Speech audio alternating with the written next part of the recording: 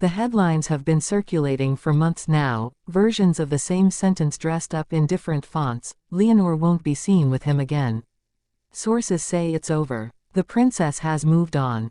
And if you've spent any time in the strange corner of the internet that treats the Spanish royal family like a soap opera, you already know who this is supposedly about: a young naval cadet named Pedro Torón Corretillo, the name that exploded across Spanish gossip press in February of 2025 after photographs surfaced of Leonor looking relaxed, laughing, standing close to a fellow trainee during a stop in Salvador de Bahia, Brazil, partway through the 6-month training voyage aboard the Juan Sebastián de Elcano. For a few weeks, he was, according to outlets like Monarquía Confidencial, the story. Sources close to the royal household, unnamed as always, were quoted saying the king and queen were aware of the relationship, that it wasn't a secret among their peers, that nothing about it was considered unusual for a young woman her age. And then, as these things do, the story faded. No confirmation ever came from the royal household itself. No statement, no photograph released through official channels, nothing beyond the tabloid sourcing that started it. And now, more than a year later, a new wave of videos and thumbnails are asking why Leonor won't be seen with him again, implying betrayal, scandal, heartbreak. So let's actually look at what's true here, what's speculation, and what the real, far less dramatic explanation is for why a name that dominated headlines in early 2025 has quietly disappeared from Leonor's public life in the summer of 2026. Start with what we can verify. Leonor de Borbón began her military education in August 2023 at the General Military Academy in Zaragoza, the first of 3 service branches she was required to train with as part of Royal Decree 173/2023, the legal framework that structures how the heir to the Spanish throne completes military formation across the Army, Navy, and Air and Space Force. After Zaragoza came the Naval Academy in Marin, and it was during her time there, and the subsequent training voyage aboard the Elcano, that the Torón Corretillo rumor took hold. The Elcano voyage itself is real and well documented. It's a genuine rite of passage for Spanish naval cadets, a roughly 6-month circumnavigation used to test seamanship, discipline, and international protocol readiness. Leonor's participation in it was covered extensively by legitimate outlets, not just gossip press. What was not covered by any confirmed source was the nature of her relationship with any specific classmate. The photographs from Brazil showed 2 young people who trained together looking comfortable in each other's company. That is not, on its own, evidence of a romantic relationship, even though it was reported as one almost immediately. Here's the pattern worth naming directly, because it repeats itself every single time a name attaches to Leonor's personal life. A photo emerges. It gets a caption implying romance. Anonymous sources are quoted confirming just enough detail to feel credible without ever being traceable back to anyone who could be held accountable for the claim. The story runs for a news cycle, sometimes 2. And then, without any retraction or correction, it simply stops being followed up on, because there was never anything solid enough to follow. This happened with Gavi, the Barcelona footballer whose signed jersey, given to Leonor's father during the 2022 World Cup, was spun into crush rumors that went nowhere.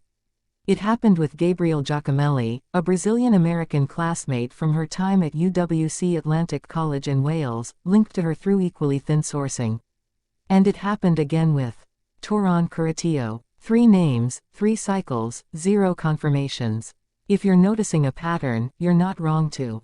So what actually explains the fact that Torón Corretillo's name has essentially vanished from coverage of Leonor over the past year? The honest answer is almost disappointingly simple, and it has nothing to do with heartbreak or scandal. It has to do with the structure of her training itself. The naval phase of her military education, the phase during which the rumor originated, ended. Cadets who trained together at Marin and served together aboard the Elcano scattered to different postings once that chapter concluded, the same way any cohort of military trainees disperses after a shared assignment ends. Leonor herself moved on to the next stage of Royal Decree 173/2023, continuing her rotation through the Armed Forces service branches, culminating this July in the ceremonies at San Javier marking the completion of her military formation. If she and Torón Corretillo, or any other cadet from that period, simply aren't photographed together anymore, the far more probable explanation is that their training paths diverged, not that some dramatic falling out occurred. People who serve together in structured programs like this don't necessarily stay in each other's daily orbit once the program moves them elsewhere. That's true of any military cohort, royal or not. It's also worth sitting with why these rumors get traction in the first place, because that's really the more interesting story than the rumor itself. Leonor is in an almost impossible position when it comes to her personal life. Article 57 of the Spanish Constitution places real legal weight on who the future monarch marries. Specifically, Article 57.4 states that if the heir marries against the express prohibition of the king and the Cortes Generales, that person is excluded from the line of succession, along with their descendants. That's not a minor footnote. It means Leonor's romantic choices are, uniquely among 19 and 20-year-olds, matters of constitutional consequence.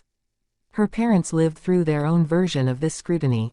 Felipe and Letitia's 2004 wedding came after years of tabloid speculation about Felipe's previous relationships, and even after the marriage was announced, commentary focused heavily on Letitia's background as a divorced television journalist rather than nobility, a break from precedent that generated its own storm of coverage.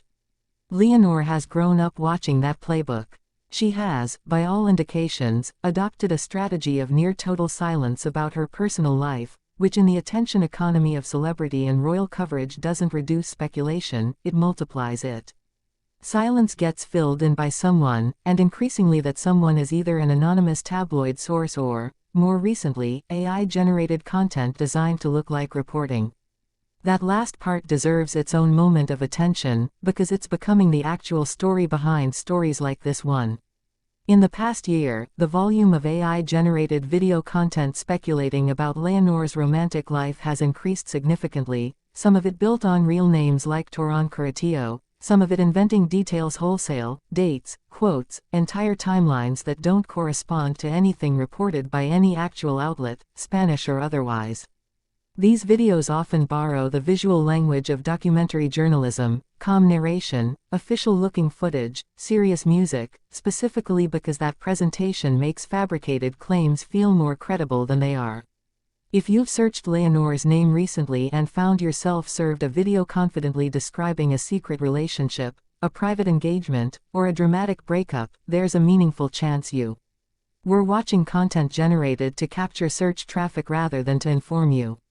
That's not a reason to distrust everything you see about her.